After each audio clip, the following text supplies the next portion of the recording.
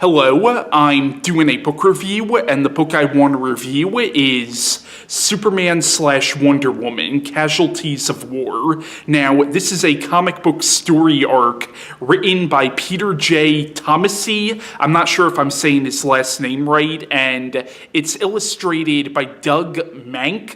I have no idea if I said his last name right either, and I'm sure on the off chance that either one of them watch this video, I'm sure they'll both hate my guts for mispronouncing their last names. But here's the thing, I'm like really bad at pronouncing certain names. Now, this is the third volume of the Superman/Wonder Woman series, which is a New 52 series from DC, and the whole purpose of this series is to really explore the relationship between Superman and Wonder Woman, who are lovers in this series. Now, even though this is the third volume of this series, I'll admit that this is the only volume of this series I have read so far.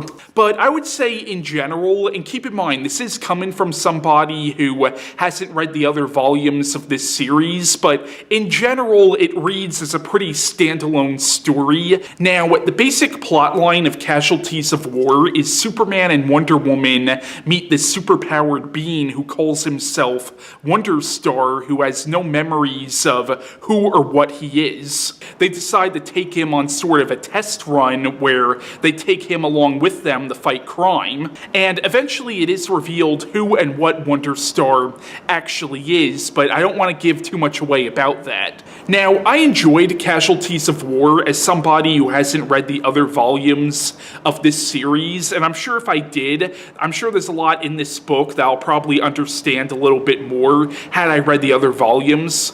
And I really can't go too much into the plot of this besides what I just gave away, because I feel like that would give too much away about this story, and I actually thought the story for this was quite good. And the villain of this story, now technically there are two villains in this story, but one of the villains in this story you actually end up feeling a lot of sympathy for, especially when you find out what happened to him before the events of this story. But yeah, I definitely recommend this. I would recommend the other volumes of this series, but once again, this is the only volume of this particular series I have read so far.